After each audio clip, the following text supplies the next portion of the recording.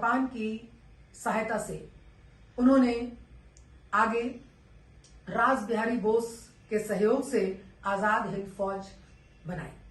मेरा आज सभी युवाओं के लिए ये संदेश है कि युवा अगर चाहे तो वो कुछ भी कर सकता है, क्योंकि युवा का अगर हम उलटफेर करते हैं शब्दों को तो वो वायु बनता है। वायु का वेग अगर तेज होता है तो वो सबको अपने अनुसार झुका लेता है और कोई भी उस तेज हवा के सामने अपनी आंखें नहीं खोल पाता। यहां तक कि बड़े बड़े पेड़ों तक को वायु अपने वेग से झुका सकती है। इसी तरह से युवा अगर चाहे तो वो कुछ भी कर सकता है। अपनी देश की आजादी के लिए वो अगर चाहे तो वो अपने देश की आजादी के लिए, अपने देश के विकास के लिए अगर वो चाहें तो वो अपने प्रयासों से समस्त चीजों को बदल सकता है। आज युवाओं के पास वोट का अधिकार है और उस वोट के अधिकार से वो चाहें तो देश की सत्ता को बदल सकता है और चाहें वो देश के ये जो वर्तमान परिस्थितियां हैं उसमें एक बड़ा परिवर्तन ला सकता है। तो युवाओं को अपने इस ताकत का एहसास करना चाहिए और अपने उस ताकत का सही दिशा में प्रयोग करना चाहिए। बोस स्वतंत्रता संग्राम के सेनानियों में अग्रगणी थे।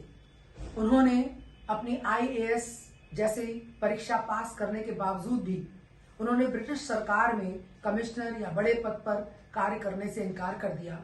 उनके मित्रों उन्होंने बहुत समझाया, लेकिन उसके बावजूद भी वो नहीं माने और वो देश सेवा के लिए उन्होंने उन पदों को त्याग दिया।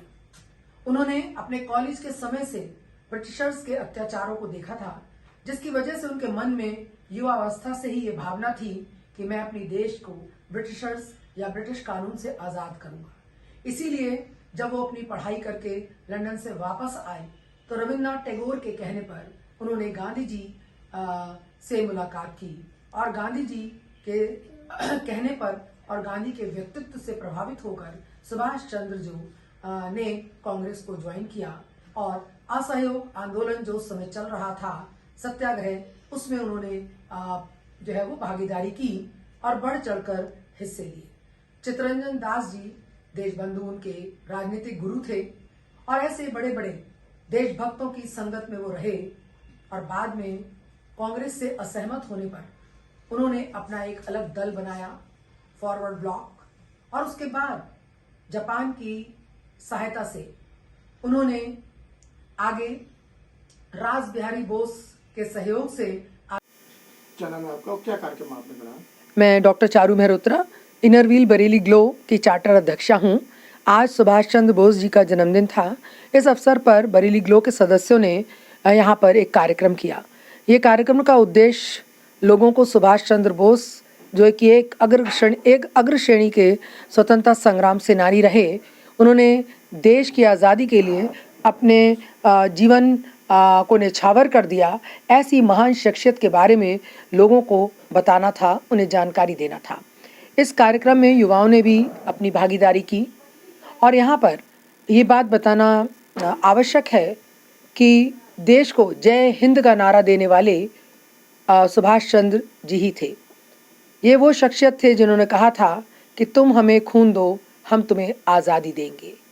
ऐसे नारे और ऐसे आज़ाद हिंद फौज की स्थापना करने वाले, जिनका परचम दहाड़ता हुआ चीता था, ये सब बातें उनके व्यक्तित्व को बताती हैं कि उन्होंने शुरू से ही जब वो युवा हुए और कॉलेज में पढ़ रहे थे, तभी से उन्होंने देखा कि किस तरह से अंग्रेज़ प्रोफेसर्स भारतीय विद्यार्थियों के संग एक भेदभाव वाला व्यवहार करते थे। तो वहीं से उनका विरोध शुरू हुआ और इसके चलते उन्हें 1 साल तक कॉलेज से सस्पेंड भी किया गया।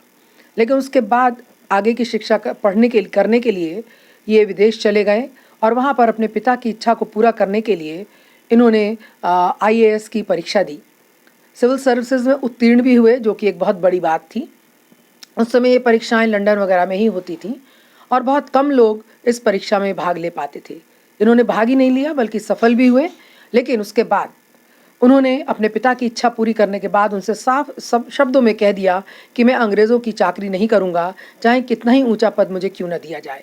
ये कहकर वो भारत आए, रविन्द्रनाथ टैगोर से मुलाकात हुई, उन्होंने इनकी मुलाकात गांधी से करवाई और उसके बाद ये देश के आंदोलन में कूद गए। इन्होंने 11 बार, पूरी ज़िंदगी में 11 बार से अधिक ये जेल गए, लेकिन जितनी बार भी जेल गए उतनी बार ही दूसरी एक अलग ऊर्जा से पलवित होकर ये निकले।